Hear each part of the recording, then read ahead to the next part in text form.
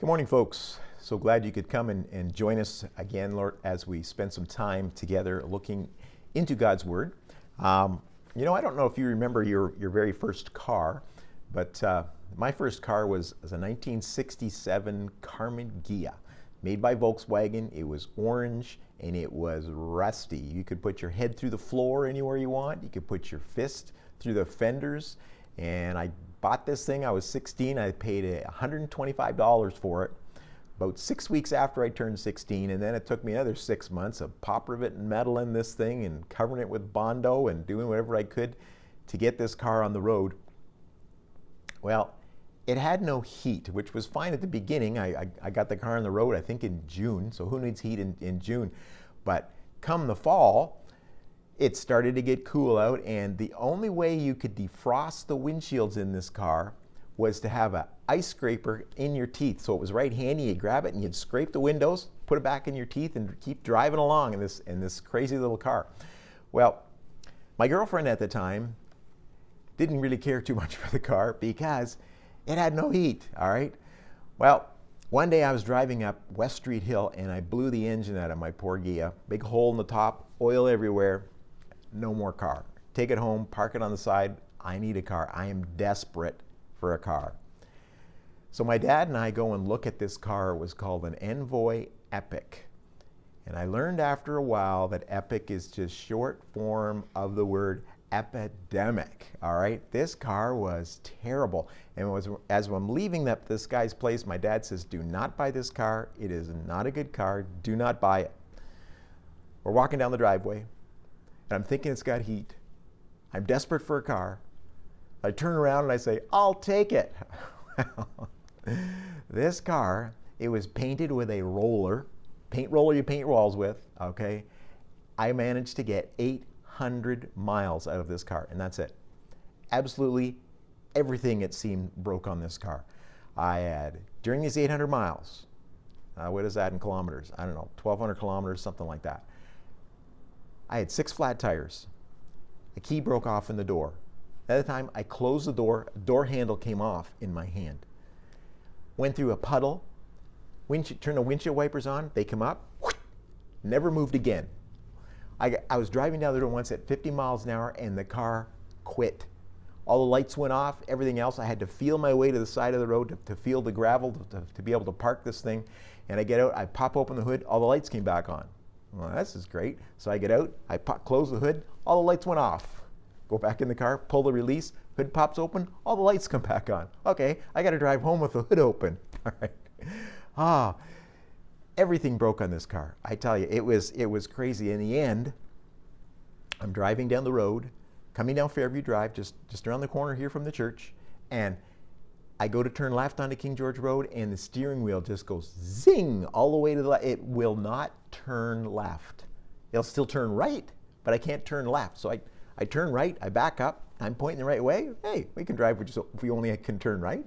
What's a 17-year-old know, eh? So at any rate, by the next day, it wouldn't turn right or left. So that was the end of that car. But I bought it because I was desperate. Have you ever been desperate? You ever been desperate to get something? Don't buy a car when you're desperate. There's a better lesson in this. When your parents tell you something, listen to them. All right, we could stop our lesson right there, but we're not gonna. We're gonna look at a lady today. All right, and I actually one of our listeners here requested that we look at this lady this week, and we're gonna do that. I want you to take your Bibles and turn to Mark chapter 5. This lady was desperate. All right, Mark chapter 5, starting in verse 25, and it says, here we are. "And a certain woman which had an issue of blood 12 years, and had suffered many things of many physicians, and had spent all that she had, and was nothing bettered, but grew worse, when she had heard of Jesus coming in the press behind, and touched his garment. And for she said, If I may touch but his clothes, I shall be whole. And straightway the fountain of her blood was dried up, and she felt in her body that she was healed of that plague. And Jesus immediately, knowing in himself that virtue had gone out of him, turned him about in the press and said, Who touched my clothes? And his disciples said unto him, Thou seest the multitude thronging thee, and sayest thou, Who touched me? And he looked round about to see her that had done this thing. But the woman, fearing and trembling, knowing what was done in her, came and fell down before him, and told him all the truth. And he said unto her, Daughter, thy faith hath made thee whole. Go in peace, and be whole of thy plague. This woman was desperate, all right? And we're going to look at the woman and her action, and we're going to look at the Lord and his reaction. But before we do that, I want to make sure we get this whole scenario in context, all right? We see that this woman came, but there was actually something happening before the woman came. And if we back up a couple of verses, let's go up 3 verses to verse 21. It says, And when Jesus was passed over again by ship unto the other side, much people gathered unto him, and he was nigh unto the sea. And behold, there cometh one of the rulers of the synagogue, Jairus by name. And when he saw him, he fell at his feet, and besought him greatly, saying, My little daughter lieth at the point of death. I pray thee, come and lay thy hands on her, that she may be healed, and she shall live. And then as Jesus was falling, we see in verse 24, verse 25, and a certain woman which had an issue of blood 12 years comes up to him. So Jesus is on his way with Jairus, who is a leader in the synagogue, it tells us there. And as they're going and the crowd is there on their way to Jairus' house for Jesus to see and to heal this little girl who we see in Luke's passage that she is 12 years old as well, that as he's on his way there, along comes this woman who has this issue of blood. Now we might think that it's a bit of an incidental matter that's happening in this just one little instance of this woman. We don't know what her name is. So how important can it be? Well, anything in the Bible is important, but aside from that, this account here of this woman is found in 3 Gospels, all the synoptic Gospels, Matthew, Mark, and Luke. All right, we see this is here. And we see the situation that this woman is in. We see her condition that she's been in this for 12 years, all right? We see that she has spent all of what she's had, all right, verse 26, and suffered many things of many physicians. And you kind of wonder, what does that mean? She suffered many things of many physicians.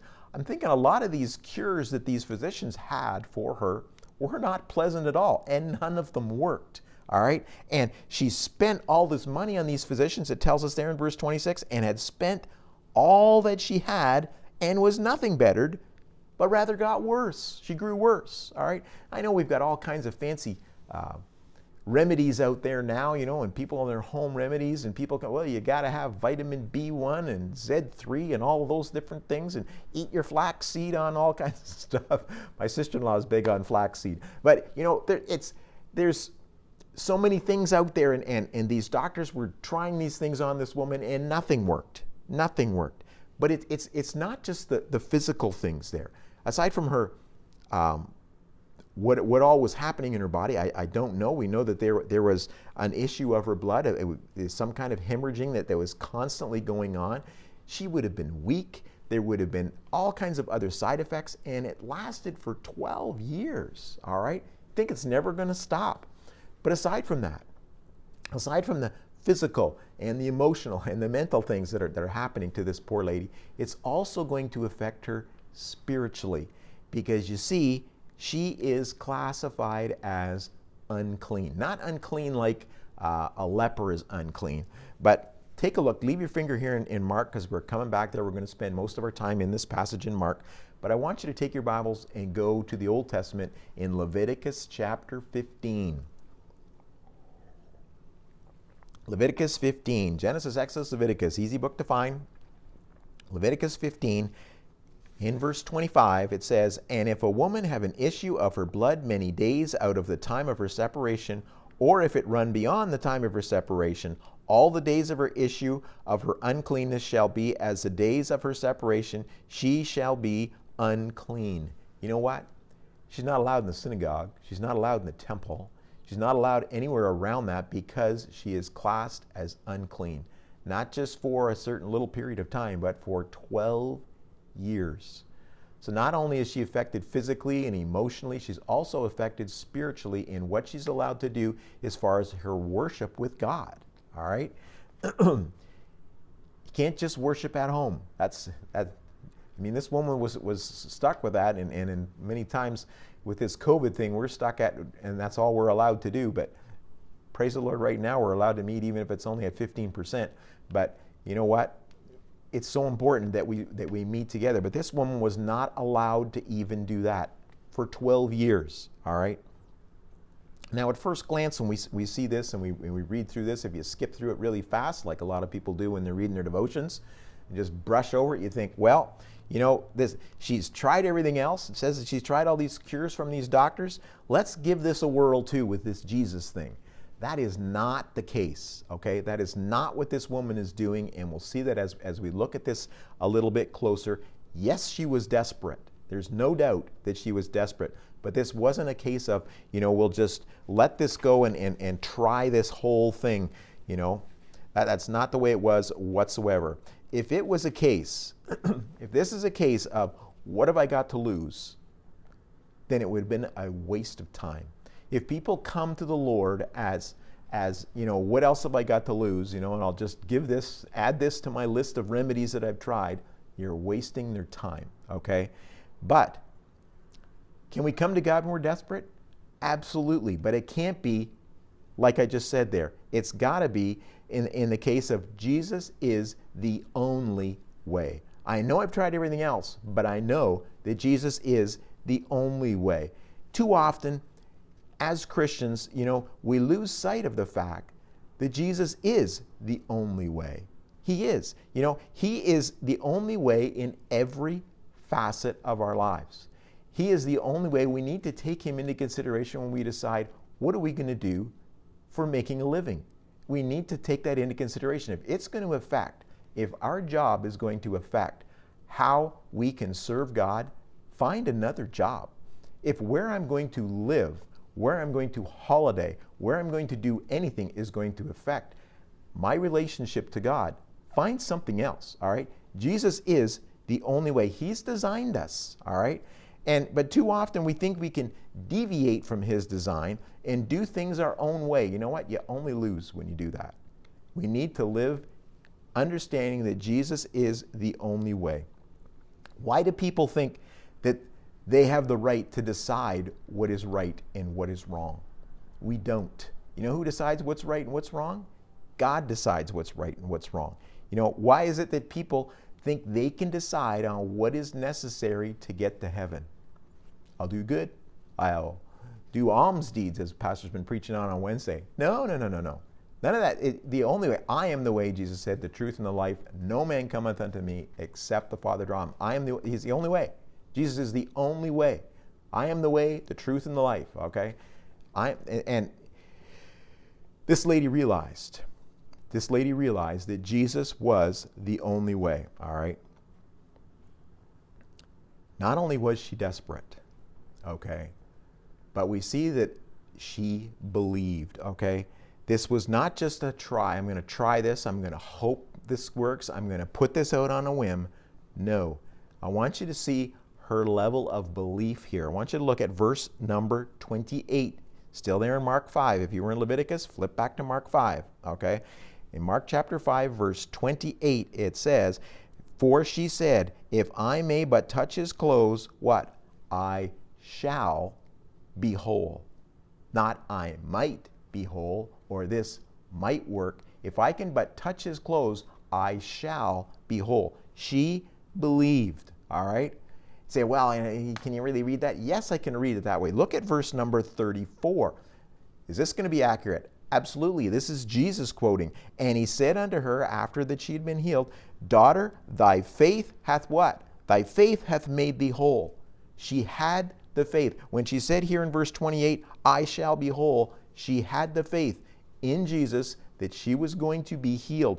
And Jesus said, "Daughter, thy faith hath made thee whole. Go in peace and be whole of thy plague." All right?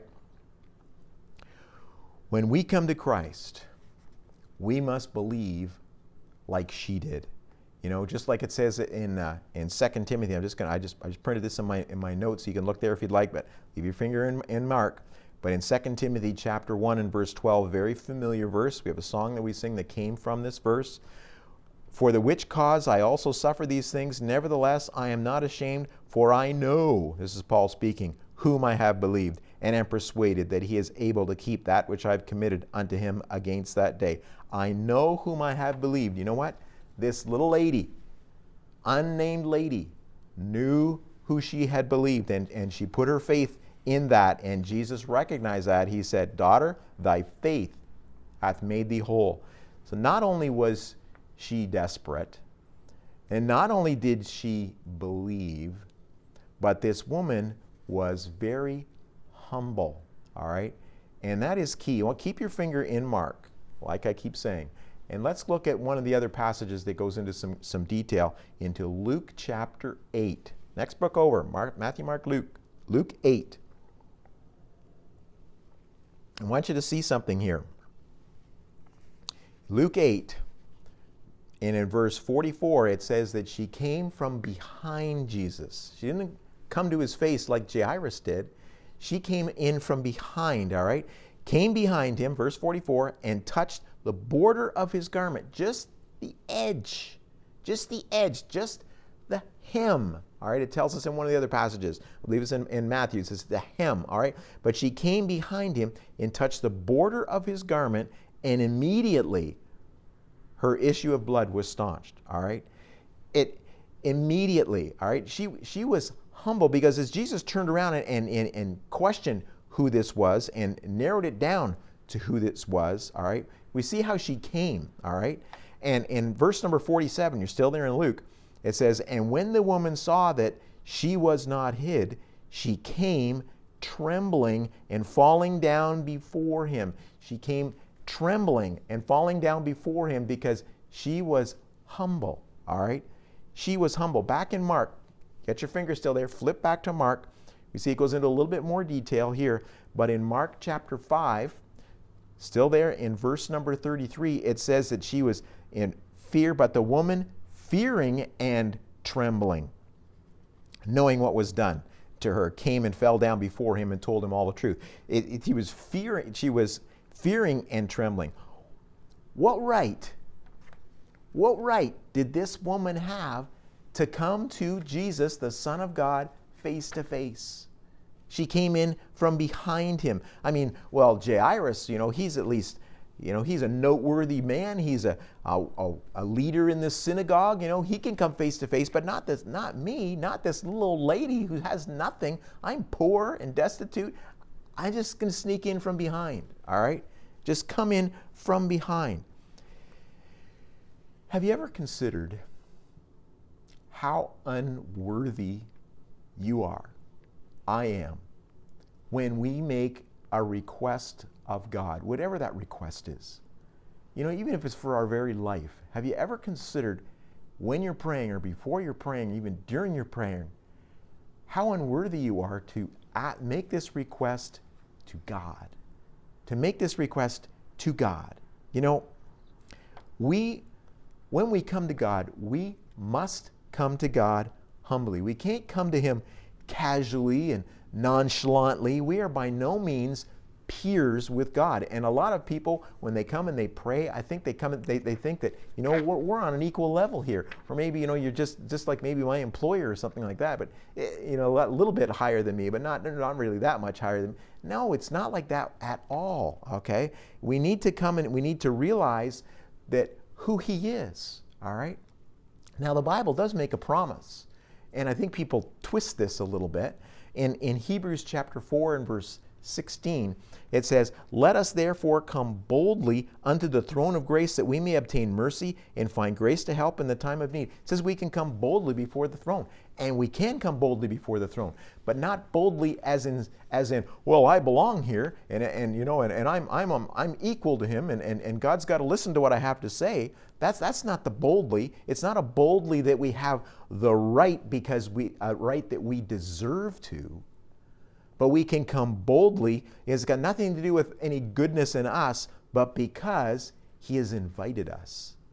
Okay? There is a huge difference between coming boldly because there's something in us that makes us worthy to do that, or coming boldly because he said, come. And we can come boldly because we know we are invited, but not because we deserve it, but because, like I said, he's invited us. Now, this lady, we see that she was, yes, she was desperate. We see that, yes, she believed. She had that faith, and she was humble. This is the woman's action. I want to look at the Lord's reaction to this woman for just a few moments, all right? He spins around and he asks, this question, and it seems like it's at least twice. We see in Mark chapter 5 and verse 30, it says, who touched my clothes? We see in the quote in Luke chapter 8 in verse 45 where Jesus said, who touched me? Okay, so it's at least twice that he's questioned the group, and it amazes me as I read this, and it just shows how we can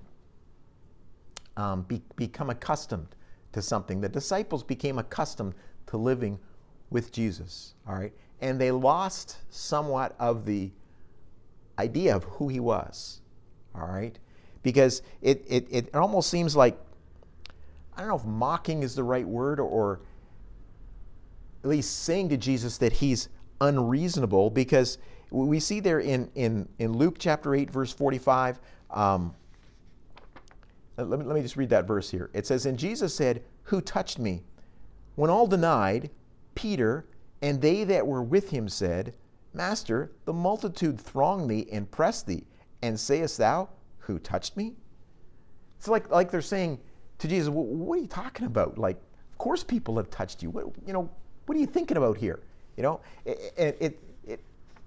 It just amazes me. But too often, as men, we as people, men, women, okay, I'm talking humans as men, we dismiss as unimportant what God knows to be important simply because we don't see or know what God knows.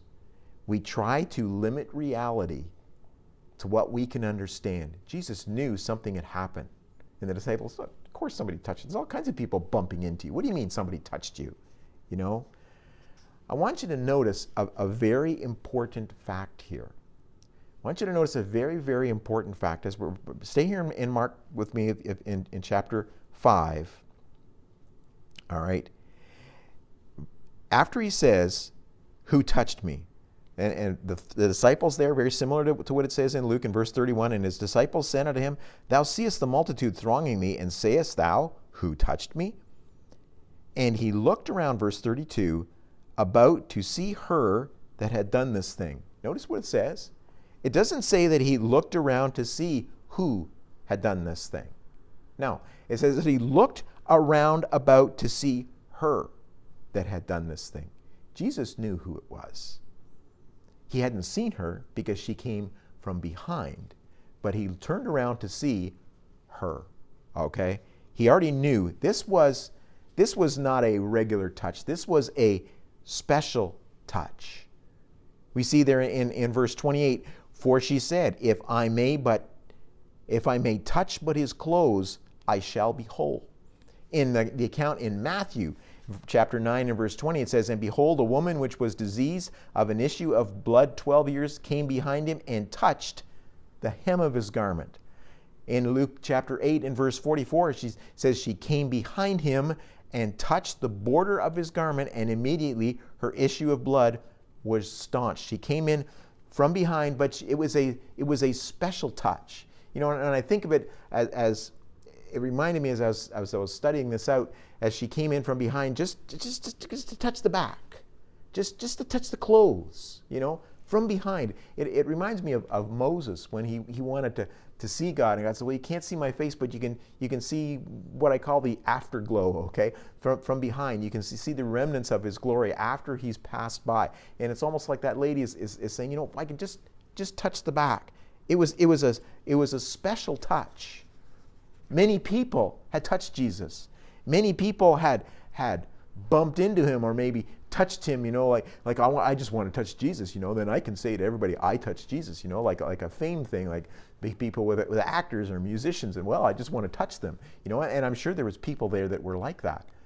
But that didn't do anything. Jesus' virtue was never expended upon those people. All right? The only one touched him, consciously touching him, voluntarily touching him, dependent. It was a dependent touch of faith on Jesus. There's many that come along for the ride. They're just one of the crowd. They come to a church, that they can see where God is working, and they figure, I'll just jostle along with the rest of this crowd, and everybody will think, that I'm part of this whole deal, But it wasn't the crowd that got Christ's approval. That was there, all right? It was the one with the touch who got God's approval, who got Jesus' approval. She touched with purpose. She consciously reached out just to touch. Just to touch. When we come to church to worship God, do we come just to come? Or are we coming with a purpose, like what this lady was doing? A purposeful touch. Do we come to purpose with the purpose of worshiping God? Or do we have some other reason we're there? It was a purpose. The touch was a purpose. The touch was of her own will. She voluntarily reached out. When we come to worship God, are we doing it because we have to? Are we doing it because what are other people going to say if we don't do this? Are we doing this because our parents dragging us along and we make us do it? Or are we doing it out of our will, like this lady was doing? And this lady, like I also said, this touch was a touch of dependency. She knew the only way she was going to get healed was through the power of Jesus Christ. To touch Christ and her dependent on Christ to heal her. So Jesus knew what had happened. But why the big fuss? Why did he ask, who touched me? When he knew something had happened and he knew who it was that touched him. Why the big fuss? Well, I think there may be more, but I can think of two reasons why. The first reason is that Jesus sought for a testimony. He wanted this woman to tell what had happened through her faith in Christ. I think it's to maybe to help Jairus, because what Jairus is about to hear is that his daughter died. Maybe it was to that. Maybe it was to help with the general people around. I think it probably had to do with both, to be honest with you. All right, but we see here that she came. All right, and let's I'm going to read you a couple of verses that we've already read here. But she came behind him and touched the border of his garment, and immediately her issue of blood was staunched. All right, in Mark, that was in Luke chapter 8, verse 44. In Mark 5:29, it says, and straightway the fountain of her blood was dried up, and she felt in her body that she was healed of that plague. This is what's happened to her. All right, and in Luke chapter 8 and verse 47, it becomes really clear here, and it says, and the woman saw that she was not hid. She came trembling and falling down before him. Here it is. Here it is. She declared unto him before all the people for what cause she had touched him and how she was healed immediately. Jesus wanted her to give testimony for all those people, and that's what she did. Jesus wants us to give a testimony whenever we have the chance. You know what? God's praise needs to be on the tip of our tongue all the time. And when we see God does something, it should come out to those around us that we can declare, like this woman did. She declared unto him before all the people for what cause she had touched him. We need to declare what God has done for us.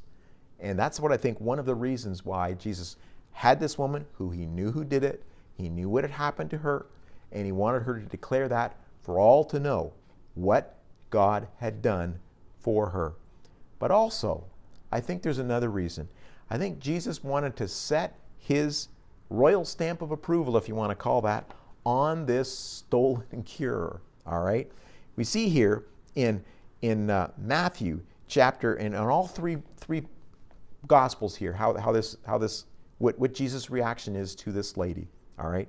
But in Matthew chapter 9 and verse 22, it says, "But Jesus turned him about, and when he saw her, he said, 'Daughter, be of good comfort. Thy faith hath made thee whole.' And the woman was whole from that hour." It's interesting that he calls her daughter, a term of endearment here for this lady. "Daughter, be of good comfort. Thy faith hath made thee whole." In Luke, he says unto her in verse 48, he says, "Daughter, be of good comfort. Thy faith hath made thee whole." And we see that Luke includes something else. He says, "Go in peace." All right? And then we see a little bit more as we look in Mark, and your finger's still in Mark here. Verse 34, Jesus says to her, he says, "Daughter, thy faith hath made thee whole. Go in peace and be whole of thy plague." You know what that means, to be whole of your plague? It's not coming back, okay? It's not like, okay, you feel good today and it's going to come back the next day. No, it is not coming back. She can go away in peace, knowing that she's just not better. She's healed. It's over. 12 years, over. Healed permanently. Healed with Christ's knowledge and blessing, his stamp of approval. You know, there's some interesting things that we can see, some interesting comparisons we can see about these two intertwined events. Jairus and his daughter, and this lady with this plague. I want you to see that they're different, they're so different, but I want you to see how Jesus deals with both, all right? Jairus is a person of note, all right? People knew who he was. The Bible records his name, what he did, all right? The woman is anonymous. You don't know her name. Jairus is likely a man with some wealth, all right? What does this woman have? Nothing. It says that she has spent all. Jairus is a leader in the synagogue. This woman is not even allowed in the synagogue. Jairus is come pleading for another, and this woman has come for herself. The daughter, we see in Luke that she is 12 years old. She's been healthy for 12 years, but now she dies. And here we have this woman, the same 12 years, has been suffering from this issue of blood. Jairus' daughter, the need was public. This woman was not public. It was a private need. But what did Jesus do? We're not going to look at Jairus this morning, but you know what? He meets both needs. He meets both needs. You know, who was this lady? The Catholics actually give her a name, but the Bible does not. They like to add things to the Bible, and we can't do that. But I want you to see something. This woman, who she was? I'll tell you who she was. She was a woman who recognized that Jesus was the only way. She was a woman of faith. She was a woman of humility. She was a woman who gave God credit publicly. All great qualities that we need to copy. All great qualities that Jesus gives his stamp of approval on. Think of this lady. Think of what she's done. Think of what Jesus encouraged her to do. She was scared at first, but Jesus encouraged her to share what it was, to share what her faith was. She knew that if she could touch his clothes, that Jesus would heal her. How did she know that? I don't know. But she knew that. And Jesus knew who she was. Jesus knew what he did. And he also showed her that he approved of what she did. He says, "Go in faith, daughter. Go in faith. Thy faith hath made thee whole. Heal your plague forever." We serve an awesome God. It doesn't matter who you are, rich or poor. All those different comparisons we made, Jesus worked in both of those lives. We serve an awesome God. Trust him. Praise him every chance you get. Have a great day.